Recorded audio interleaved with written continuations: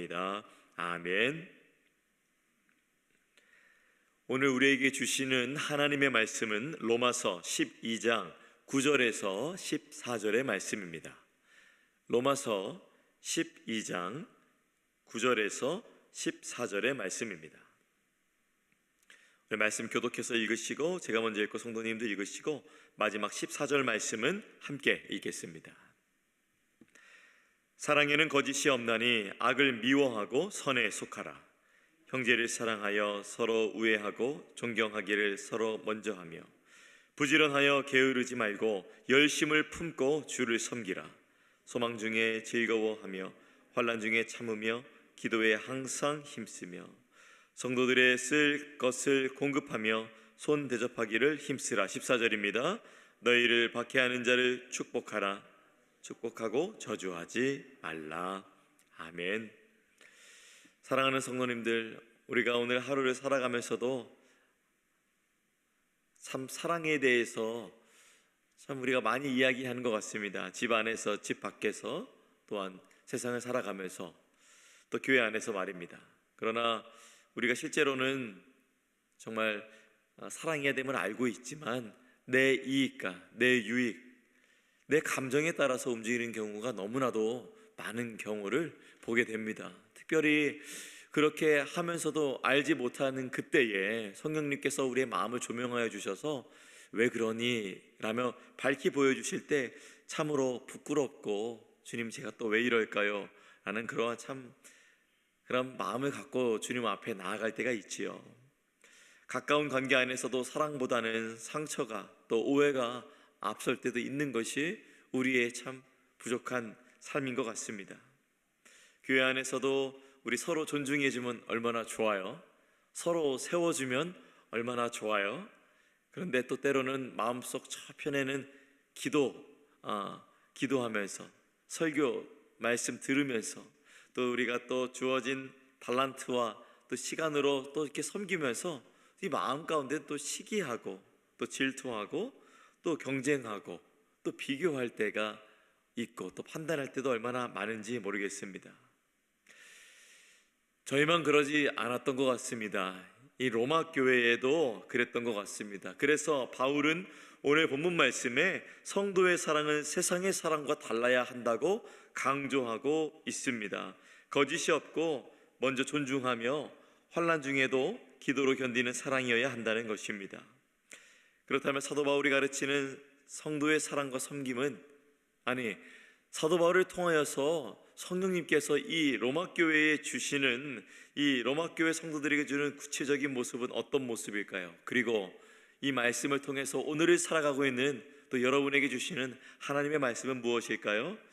먼저 9절부터 13절 말씀 제가 묵상했을 때에 먼저 9절부터 10절 말씀 읽어드립니다. 사랑에는 거짓이 없나니 악을 미워하고 선에 속하라. 형제를 사랑하여 서로 우애하고 존경하기를 서로 먼저 하며. 우리가 미워하는 마음이 있을 수 있습니다. 그러나 그것을 사람에게 향하는 것이 아니라 그걸 악에게 향하라는 것으로 말을 합니다. 선에게 속하라는 것이죠.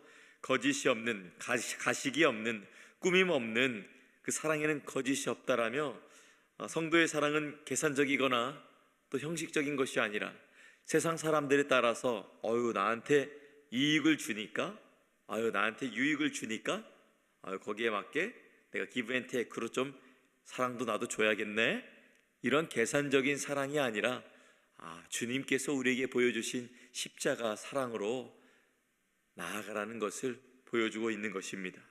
진실한 사랑이어야 한다는 것입니다. 혹시 요즘에 존경하는 성도님들이 있으세요? 존경하는 목회자가 있으십니까? 참 존경하기 힘든 시대입니다. 그러나 10절 말씀에 존경하기를 나중에 하라가 아니라 존경하기를 먼저 하라라고 권면하고 있습니다. 이 존경하기를 먼저 하라는 말은 상대방을 앞에 세워놓고 높이는 것을 말하고 있는 뜻입니다. 사랑은 상대가 나를 존중해 주기를 기다리는 것이 아니라 내가 먼저 그분을 앞세우고 그분을 존중하는 태도를 지니라는 말을 지금 보여주고 있습니다. 또한 11절부터 13절 말씀 제가 읽어드립니다. 부지런하여 게으르지 말고 열심을 품고 주를 섬기라. 소망 중에 즐거워하며 환난 중에 참으며 기도에 항상 힘쓰며 성도들의 쓸 것을 공급하며 손 대접하기를 힘쓰라. 이 11절에서 12절 말씀을 보니까 신앙생활의 태도를 간략하게 요약하고 있습니다. 부지런하고 게으르지 말고 주를 섬기라는 것은 신앙은 감정이 아니라 또한 하나님께 온전히 드려지는 헌신임을 강조하고 있습니다. 또 소망 중에 즐거워하며 환난 중에 참으며 기도에 항상 힘쓰라는 말씀은 이 기쁨, 인내, 그리고 기도, 이 세 줄기가 성도의 삶을 지탱해 주는 원리인 것을 보여줍니다. 기쁨을 갖고 그러나 우리가 인내하며 그러나 우리가 기도하며 나아가는 것을 말하고 있는 것이죠. 13절 말씀에는 성도들의 쓸 것을 공급하며 손 대접하기를 힘쓰라라고 말합니다. 단순히 친교하는 것에서만 멈추라는 것이 아닙니다. 이 초대교회 당시에는 참으로 가난한 자들, 또 그 도시를 다른 나라에서 또 그 도시로 온 자들, 낯선 손님들, 또 나그네와 같은 자들을 많이 마주하게 되었죠. 오늘날도 마찬가지입니다. 우리 가운데 그런 자들이 보여질 때, 느껴질 때 복음은 사랑을 통해서 이렇게 구체적으로 나눔으로 또 나아갈 수 있다는 것을 보게 됩니다. 사랑하는 성도 여러분, 우리가 어쩌면 복음에 대해서 너무 또 화려한 무언가로 잡지는 않았는지, 뭔가 거창한 것으로 잡아서 또 시작조차 하기 어려운 것은 아닌지, 그 복음의 삶이 사실은 오늘 말씀을 보니까 그렇게 또 어려운 것만은 아닙니다. 그리고 또 그렇게 못할 것도 아닙니다.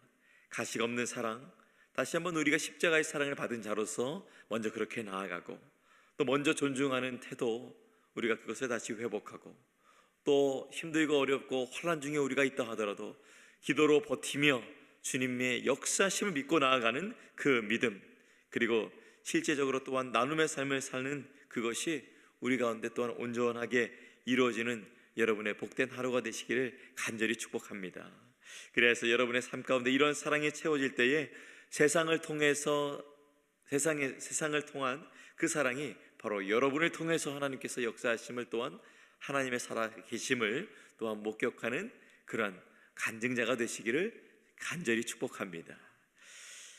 14절 말씀을 묵상하면서 저는 또 다음과 같은 것을 묵상하게 되었습니다. 먼저 14절 말씀 읽어드립니다. 너희를 박해하는 자를 축복하라. 축복하고 저주하지 말라. 바울이 이제 교회 안에서의 사랑, 이제 9절에서 13절 말씀을 이제 넘어서 이제 교회 밖 세상 속에서도 어떻게 사랑할 것인지 강조하고 있습니다.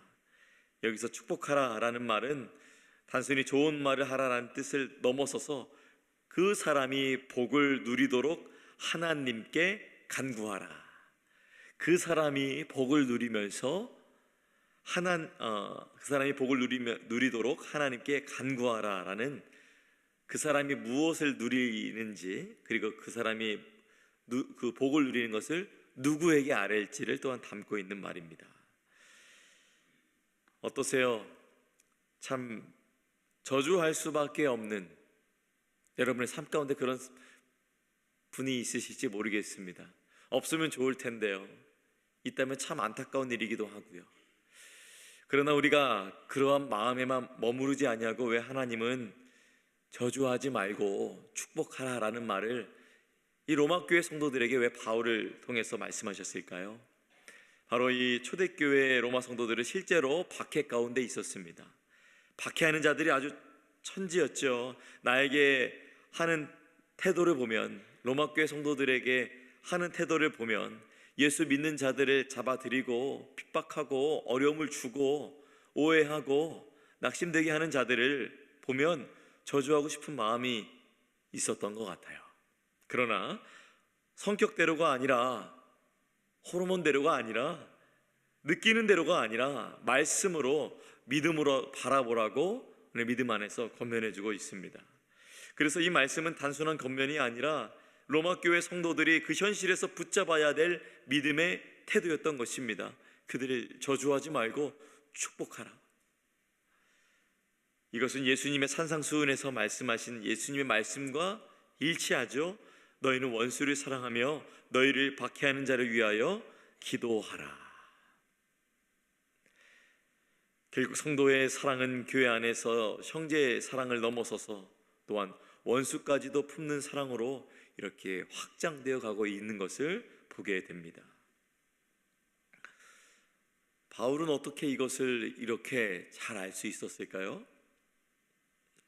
그에게는 이러한 스토리가 있었기 때문입니다. 예루살렘 어느 날 사람들이 돌을 들고 있었습니다. 어떠한 자에게 예루살렘 모든 사람들이 달려듭니다. 돌을 던집니다. 그의 몸이 피투성이가 되었고 돌이 쏟아지는 가운데 무릎을 꿇었습니다. 사람들의 얼굴에는 분노가 가득했지만 이분의 얼굴에는 평안이 가득했습니다.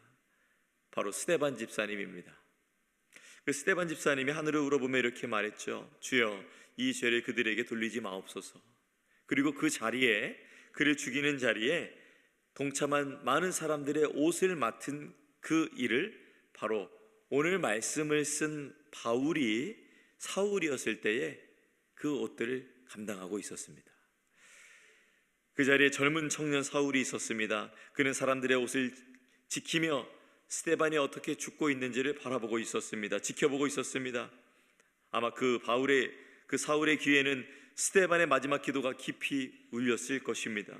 인간적으로는 원망이 터져나올 자리인데 오히려 원수를 위한 축복과 기도를 하고 있는 그 모습 말이지요. 훗날 그는 다메섹 도상에서 주님을 만난 바울이 그때 사울이었을 때의 사건을 떠올렸을지 모릅니다.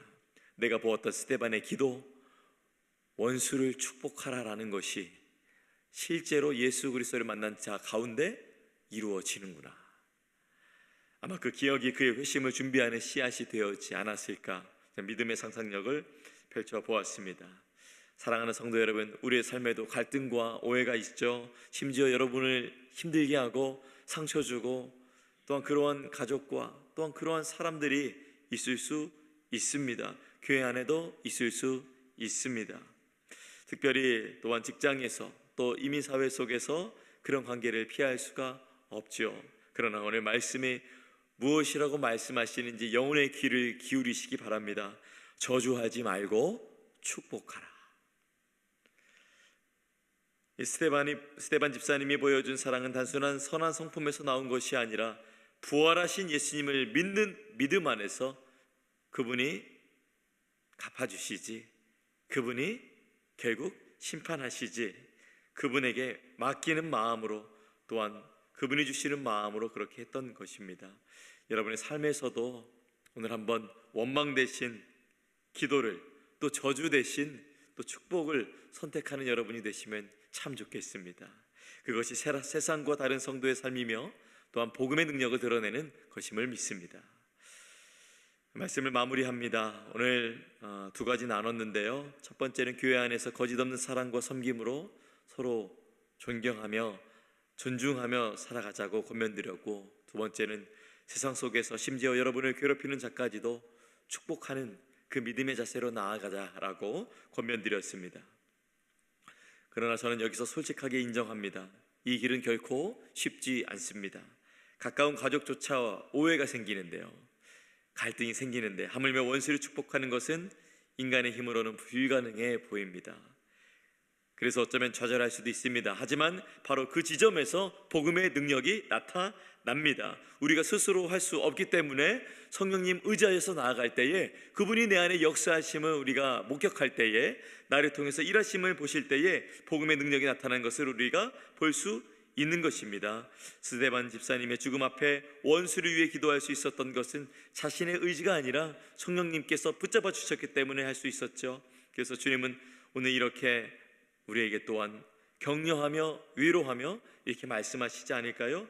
요한복음 13장 35절 말씀, 너희가 서로 사랑하면 이로써 모든 사람이 너희가 내 제자인 줄 알리라.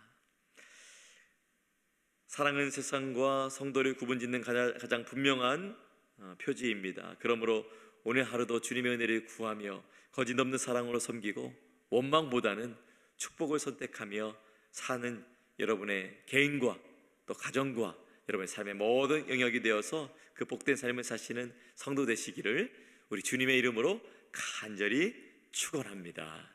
기도하겠습니다. 사랑의 하나님 아버지, 오늘 주신 말씀을 통해서 우리의 삶을 다시 돌아보게 하시니 감사합니다.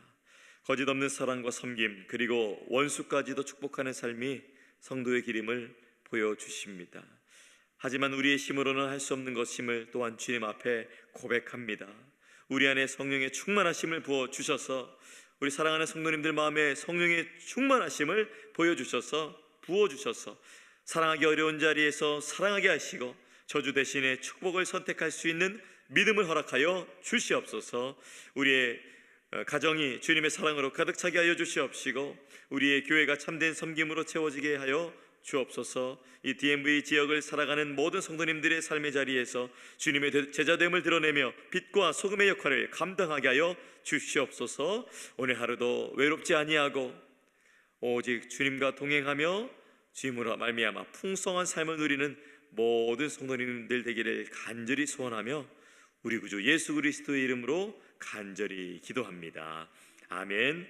하늘에 계신 우리 아버지여, 이름이 거룩히 여김을 받으시오며 나라가 임하시오며 뜻이 하늘에서 이루어진 것 같이 땅에서도 이루어지이다. 오늘 우리에게 일용할 양식을 주시옵고 우리가 우리에게 죄 지은 자를 사하여 준 것 같이 우리 죄를 사하여 주시옵고 우리를 시험에 들게 하지 마시옵고 다만 악에서 구하시옵소서. 나라와 권세와 영광이 아버지께 영원히 있사옵나이다. 아멘. 하나님, 여러분이 기도 위에 함께 하십니다. 각자의 기도 제목으로 기도하시겠습니다.